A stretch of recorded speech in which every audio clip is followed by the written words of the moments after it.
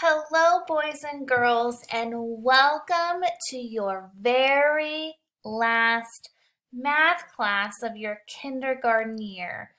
Mrs. Keller, Miss Darnell, and myself, Mrs. Jacobs, we are so proud of you and how you persevered during this time of online learning. We cannot tell you enough how much we are proud of you and your determination to keep learning. So, way to go. Your very last lesson, the first thing you're going to do is you're going to click on this microphone button. Let's see if I can.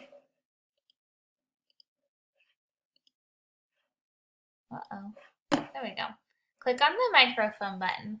You are going to group and count. So the directions say, color a group of 10 and count up to find the total number. Write the number in the circle. So I am going to color my group of 10.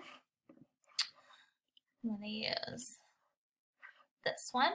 So I'm going to color it. There's 10, 11, 12, 13. I'm going to grab my pencil and I'm going to write 13. You're going to color, add them together, and write the number. When you're all finished, click the green check mark and send it to your teacher.